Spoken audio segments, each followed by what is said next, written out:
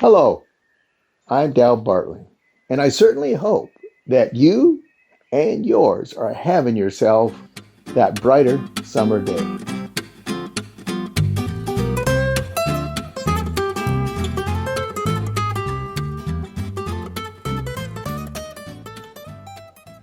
I know that you know this, but maybe it bears repeating. You see, folks, the older I am, the more that I think. And I think it's summer, so there is a buzz in the air. Buzzes. But we can learn from them. I believe we can. One buzz that comes to mind, this old mine, is this. There is nothing more loud. I mean, the decibel level must be this high. Is the buzz of a mosquito. And it seems to be right here next to your ear and getting closer inside a tent around 11 o'clock at night. Believe me, been there, done that, got the t-shirt. That is a loud buzz. There's also other buzzes out there. Now, it may sound strange to suggest that we humans can learn from this little buzz, the buzz from a honeybee. Now, it's obvious that these small little insects, they're not as developed as we are. They lack the ability to speak, to read or write. And why our skyscrapers in the cities are much more complicated than their little beehives. And after all, we have imagination and conscious personalities. But I think there can be some major lessons that we can learn from the honeybees. I started to get my education on honeybees from my association of a person by the name of Tim. Now, Tim and I were in the same group together, and Tim took care of beehives. He had beehives in different parts of the Black Hills here. Tim one night was tending his beehives that was in a city park here, a small little city park. It wasn't used much, but he had his hives there, and there were some beautiful wildflowers in there that the bees pollinated. Well, that evening, he was there, and some others there too that he was working with and kind of teaching about taking care of beehives. And so there was more than the usual one or two. There was a group of them there. Well, they were all in their kind of, let's call it their regalia, with the gloves and the whole thing, and the headgear. And they had their smokers that they would use to smoke in the beehives. Well, they had barely got going a little bit, and up comes, no siren, but up comes the police. Yes, the police were coming, more than one. You see, they had received a 911 call that in our city parks there must be going of some type of cult going on, because these people were all dressed up certain ways, and they must be doing some cult things or religious thing, because they had smoke going and they had different things in their hands, and the police needed to get there. And so that's how the police got there to see Tim and the others taking care of the beehives. We humans, what can we learn from the little honeybee? Well, here's some things. The honeybee, they thrive on teamwork. They are a team. They have one particular collective goal, and they work towards it.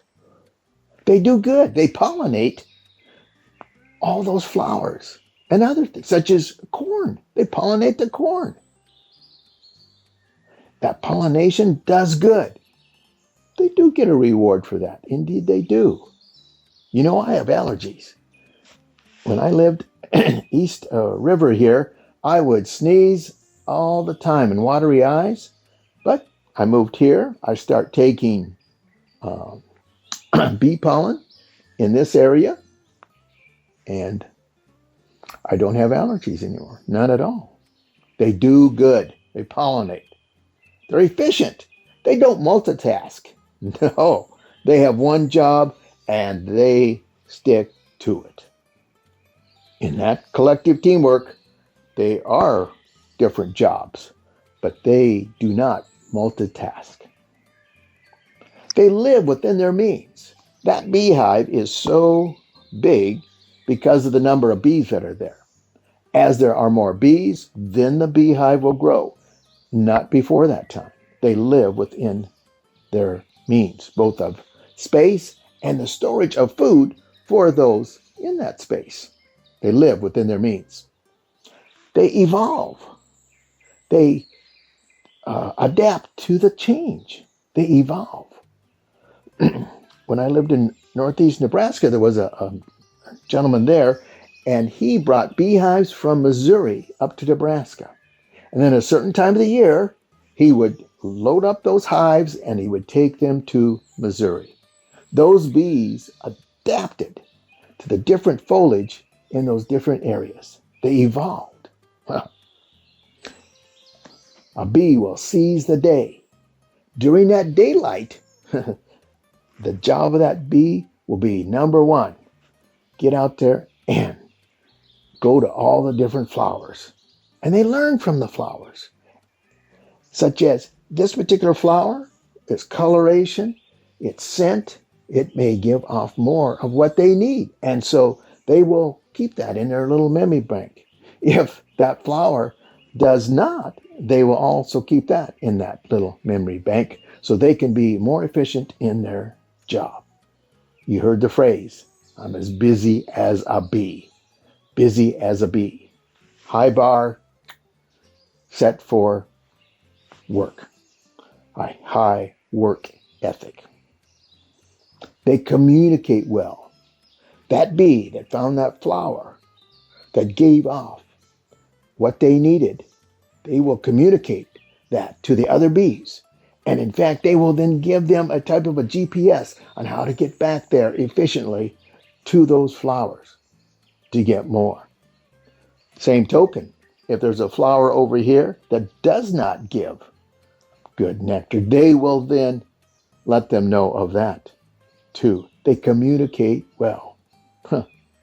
And as I said, the phrase is busy as a bee. Did you know, as Tim communicated to me, that a bee will rest 2/3 of the time of a day? Of a day's time, that bee will be resting 2/3 of the time. Are you busy as a bee thinking 12 and 18 hours is what you need to do? Busy as a bee takes time to rest. So we can learn from that buzz, the buzz of the honeybee.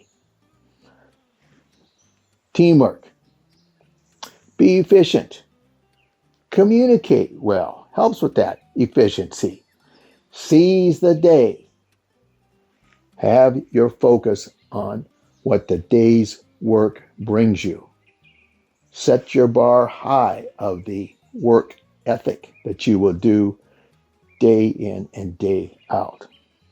But be as busy as a bee and take time to rest. So, as you enjoy your summer day, hey, you may come across some different buzzes out there. Take time to look for that little honeybee and all the lessons that they are teaching us intelligent human beings. And until we talk again, I want you to take care. Because you know what? I'm rooting for you. Because we're in this together. And go have yourself some good old honey gold.